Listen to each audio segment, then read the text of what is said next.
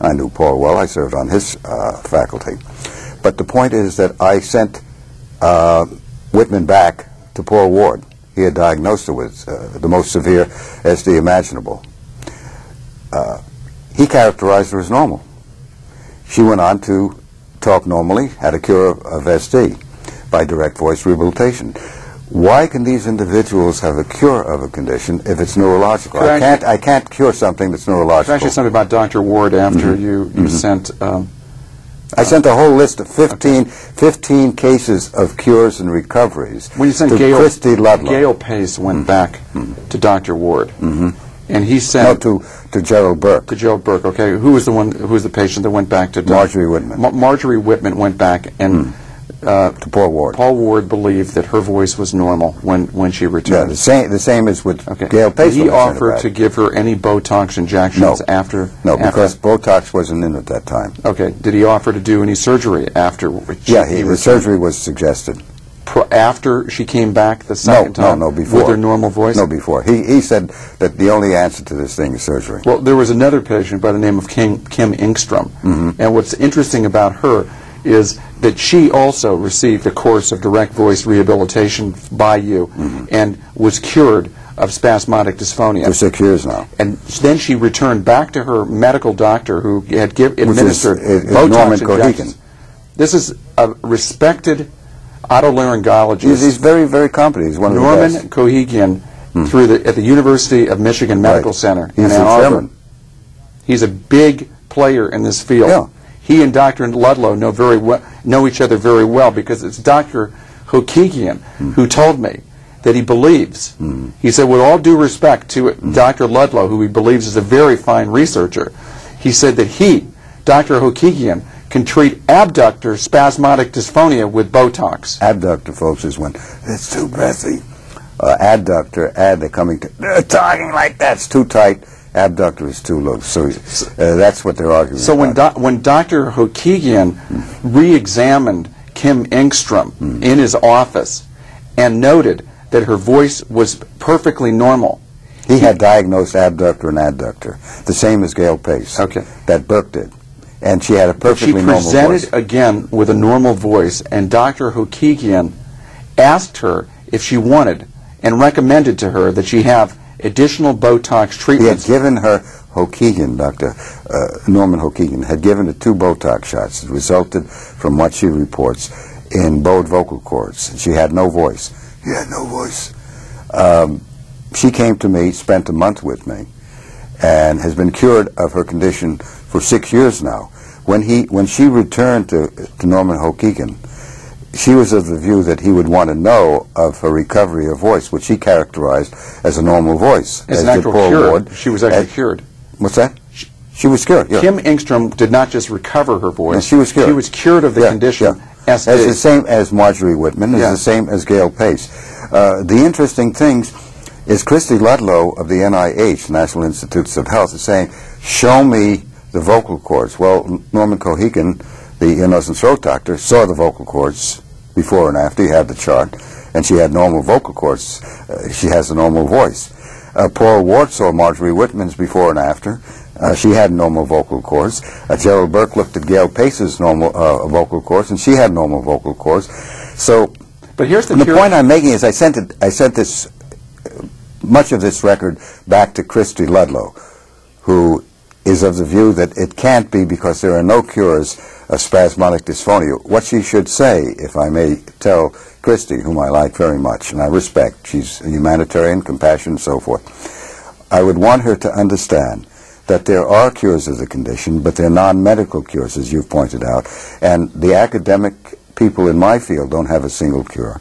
And I'm the only one in the world, unfortunately, folks, to report ongoing cures for almost 35 years You're now. missing something very key here, and I think everybody should pay attention to this, because it's kind of it's mildly amusing. You must find this amusing yourself, and that is find the whole field that amusing. Kim Engstrom, when she returned to Dr. Hokegian's office, was told by Dr. Hokegian that she needed more Botox shots, a third Botox shot, even though her voice, she was cured of SD, and her voice was entirely normal. And he said she needed that in order to deal with the underlying dystonia, the neurological pathology, the underlying pathology. Now, how can you have underlying neurological pathology or dystonia and have a normal voice at the same time? Are you some kind of trickster? Are you a magician? Well, you have told me that there are people in the field who think I am, but I'm not. I'm a very simple guy. I'm a journeyman. People have characterized me as a genius, as a miraculous on the front page of the Wall Street Journal in 1980 for Norton Simon saving his voice. He suffered with a voice problem for 35 years, going from ear, nose, and throat doctor to ear, nose, and throat doctor and doctor to doctor. No, I am very basic. I'm very, very forward. I'm saying that nearly all bad and raspy voices and all spasmodic voices are coming from the lower throat. Change the placement of the voice to the face where all good and great voices are, because that's the answer to it. Use midsection breath control, and you've got a great portion of the mechanical attribute.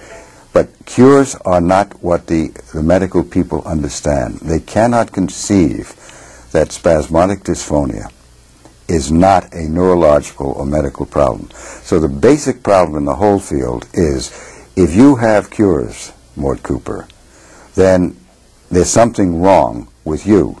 And I reverse that and say, no, if I have cures of spasmodic dysphonia and I have 15 or more cures and recoveries diagnosed by UCLA staff and faculty as SD and proven to be SD, then it's something that's wrong with the field, not with me, but the field will not give up its turf, its ego, and its bottom lining, because you have another problem involved here, which is very simple. Botox may run you $1,000, $2,000, or $3,000 a Botox shot. There are now 4 to 10 Botox shots or more given to patients with spasmodic dysphonia each year and every year for your life. So it's possible that there is a bottom line interest for those who are giving Botox shots, other than the fact that the physicians are well-intentioned, humane, and compassionate. But I'm saying that may enter into the picture, because if you can give a Botox shot, it only takes a few minutes. And if you can give them in group, which is done at Wake Forest and other places, then there is a possibility, a consideration, and a concern we may ask: is it the money that's involved, or is it the paradigm that the physicians adhere to the fact that this is a neurological problem and it is insolvable, in the face of cures that I report year after year after year? Well, and here's the problem with the word cure. A number of your colleagues have said that, yes, we'll acknowledge that you have patients that come in before and after. You know, they come in with diagnosed from leading medical centers with spasmodic dysphonia, and they leave with a normal voice. But we don't believe that you're curing them, because we think that what you're dealing with is a rare condition, which is called a psychogenic form of SD. That is, it's a psychological form. It's not neurologically based. This is what how the medical profession views it. And one of the leading luminaries in your field, Dr. Arnie Aronson, believes of the Mayo Clinic in Minnesota, Rochester, Minnesota, is insisting that the results that you're getting are because you're treating the psychogenic varieties. Now, what I find interesting about that is that Aronson knows your work, he knows what you do, and he knows that you do not work psychologically with patients. Is that true? That's correct. So you're not a psychologist or have some specialized psychotherapeutic techniques that you've developed? I'm into mechanical change, the placement of the voice from the lower throat, where all SD is spasmodic dysphonia, to the face. What's interesting about this is, from 1871, when Trow first described spasmodic dysphonia as nervous hoarseness, they were treating the condition psychiatrically, and they never reported one single cure. Never one. Even today, they don't have a single cure psychiatrically that I know of, which is saying, in essence, in the bottom line, that I must be a great psychiatrist, because none of the psychiatrists throughout all this time. There was 90 years of psychiatric treatment. Yeah, and not a single cure, but they don't have one now either. But those were all well-trained people. Yes, and they were outstanding. So what is it? Wasn't Weiss one of the great classic studies and researchers in the field, also a psychiatrist? And in your view, was Desso Weiss, did he himself have cures of spasmodic dysphonia? Nobody has. But he was a psychiatrist. Yes. He was also a voice doctor, too. So if he couldn't get a No, they cure could. as a psychiatrist, voice doctor, how can they expect you to? No. Well, that's the irony of it. How can I, if Arnie is saying, Arnie Aronson of the Mayo Clinic is giving me credit for being a great psychiatrist because I'm treating... Better than Desso Weiss. Better than anybody in the psychiatric field, which I must say I don't deserve that accolade or honor or applause, because I couldn't do it. I'm not trained in the psychiatric field. I'm trained in psychotherapy, but I don't practice it. It doesn't interest me. It's too slow for me.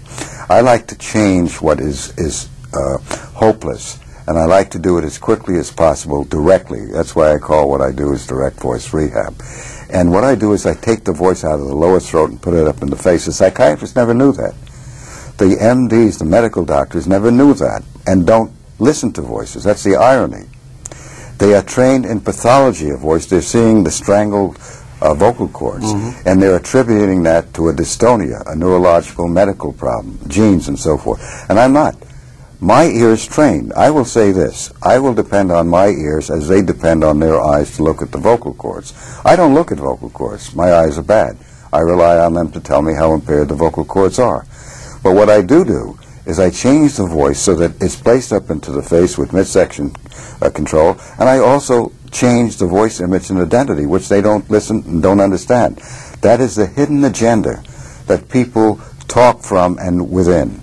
And that is the inner voice they're using, and it's always when they have spasmodic dysphonia in the lower throat. I take it out of there, and I put it up in the face with their consent, with their approval, and voluntarily have them change from the wrong voice, the spastic voice, the strangled voice, to the face. Well, what is it that we can do in the field, or what do you suggest for people to do to develop better listening skills?